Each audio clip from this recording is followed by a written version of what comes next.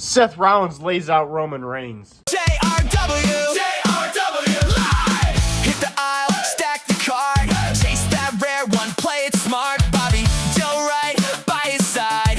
JRW live ride. JRW live. Let's go. Toy hunting shows on the road. Figure reviews, bold predictions too. WW week breaking it through. JRW.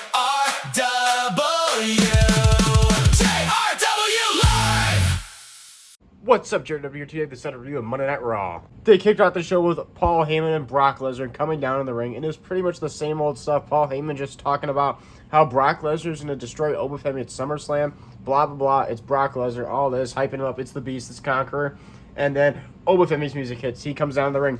But Paul Heyman first, before this happens, talks about how they have the police down there with them because they have a restraining order on Obafemi.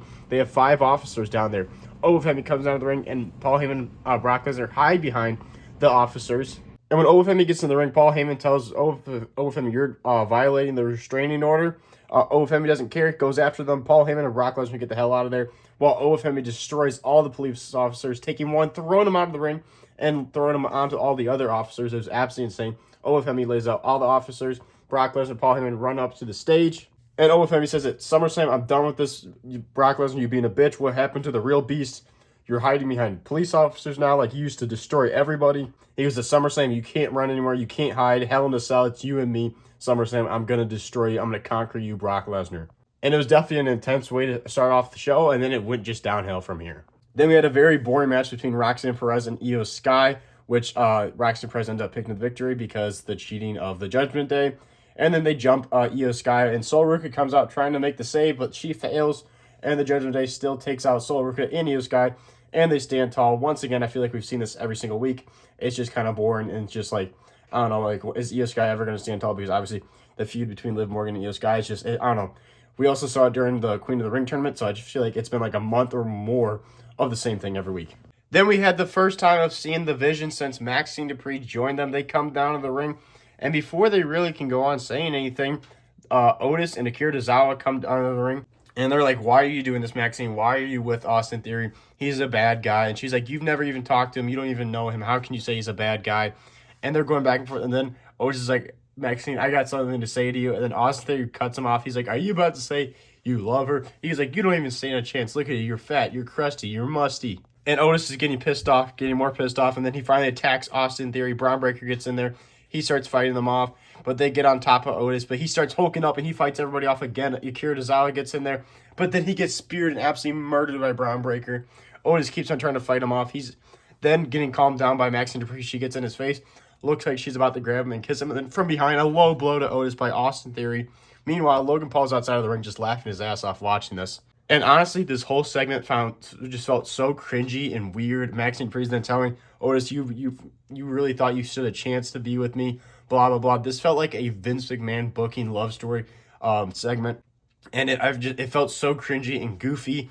And honestly, my personal opinion is like, how does the Vision go from like main eventers with Seth Rollins and stuff like that to now they're having stupid love stories with Otis and Akira Tozawa and Maxine Dupree? Like, this is just sad. What a downfall for Braun Breaker especially. And Austin Theory and Logan Paul. It's just sad.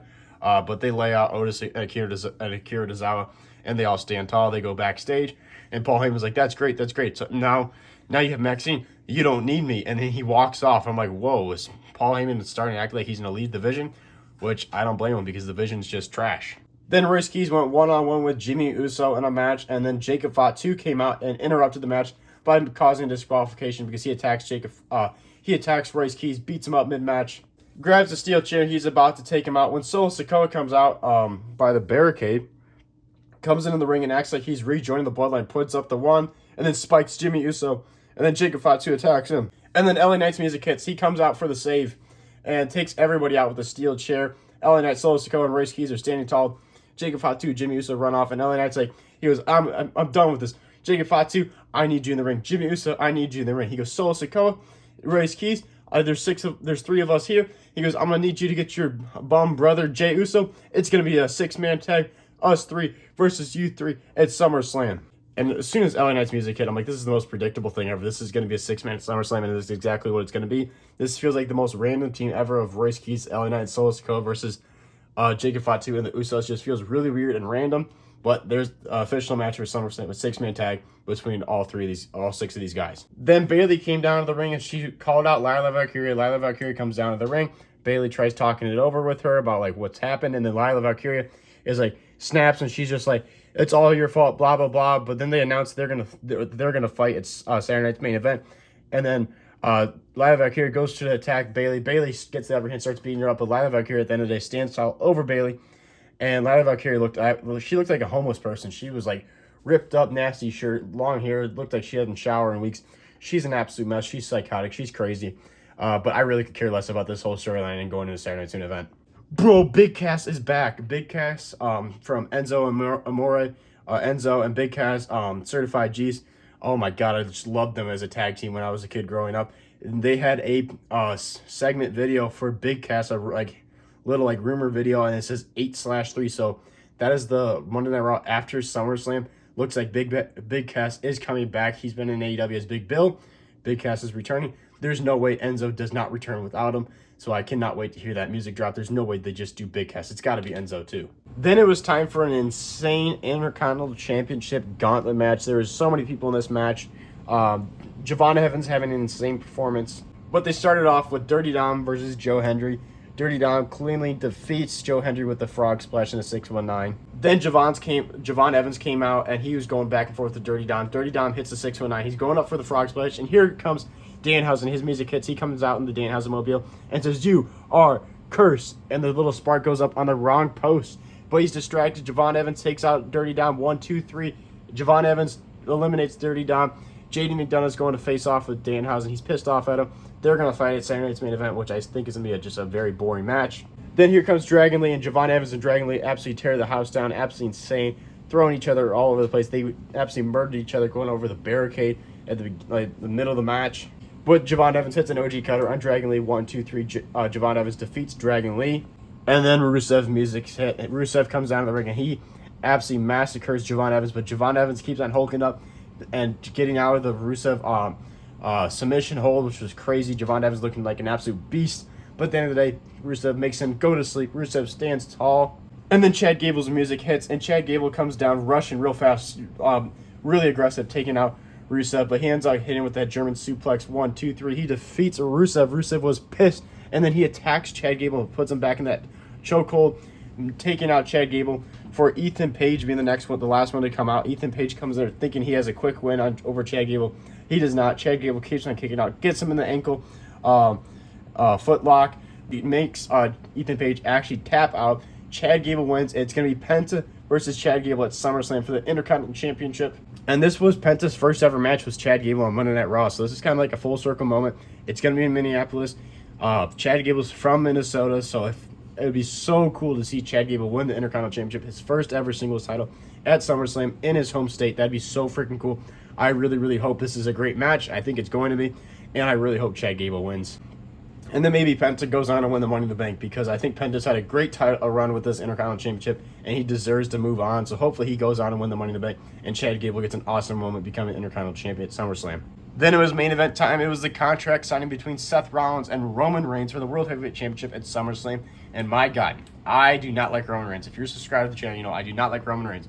But man, that guy, Roman Reigns cooked Seth Rollins in this promo battle. Pretty much saying all the reasons why Seth Rollins is not the number one guy every time he has the world title. He gets injured. Even with Triple H being now in charge, like his work dad, and they've thrown him everything, but he's still not the number one guy, which I totally disagree. I think Seth Rollins is fantastic, one of the greatest of this generation. But Roman Reigns is making all these points, and then Seth Rollins is like, that's right, I never want to be you, because I'm Seth freaking Rollins, and he goes on to all the reasons why he's the best. He's Seth freaking Rollins. And then he punches Roman Reigns in the face, and then just starts manhandling Roman Reigns, beating the holy hell out of him. And then he goes to walk away, gets in the middle of the ropes, and decides, I'm going back for a stomp. Roman Reigns, midair, Superman punch to Seth Rollins. And he's about to powerbomb Seth Rollins through the table that they signed the contract on, when Seth Rollins hits him with a microphone, jumps down, hits him with the pedigree, hits him with the stomp, and Seth Rollins stands tall over Roman Reigns. And Seth Rollins is looking like an absolute beast standing over Roman Reigns. But I got to say, Seth Rollins won the physical part of this, but I feel like Roman Reigns had the much better promo. Seth Rollins, really his rebuttal really was just a I'm Seth freaking Rollins, and I never want to be you. Meanwhile, when Roman Reigns listed a lot of reasons why Seth Rollins is not the top guy, but Seth Rollins did say some good reasons why he does not want to be Roman Reigns. He's that part-time guy that never shows up to work. But I'm very hyped for this match at SummerSlam. I think it's going to be a great match, and that's another thing they brought up, how Seth Rollins, Roman Reigns has never beat Seth Rollins, blah, blah, blah, and all that type of stuff. So there you have it, guys. Overall, I did a live stream actually while watching this show. If you guys watched it, drop down in the comments below if you watched the live stream while watching Monday Night Raw. But overall, I honestly thought this show was pretty boring. I thought the start was pretty good. I thought the Intercontinental Championship Gauntlet match was great, and then they ended the show with the great thing with Seth Rollins and Roman Reigns. But a lot of the rest of the show felt very filler, felt very boring. Like, the Otis and the Vision thing was so cringy. That was so hard to watch. And there was a bunch, like, the Liv Morgan Judgment Day stuff is just so old and boring. And I feel like this is so random, the 6-man tag. And I really could care less about Bayley and Lila Valkyria. Super hyped to see Big Cass back, and hopefully Enzo joins him. But there you have it, guys. That's the set review of Monday Night Raw. Very overall mediocre show. I'm going to give it a 3 out of 5. I really want to give it a 2.5 out of 5 because I thought the rest of the show sucked. I just thought the Intercontinental title contender match was great, and some of the other stuff was okay. But I'm going to give it a 3 out of 5 just to be nice. But there you go, guys. Thank you guys for watching. Make sure to like, subscribe, hit the notification bell because we post every single day here on the YouTube channel, JRB Live. And you don't want to miss out on the awesome wrestling figure content. I'll see you guys in the next one.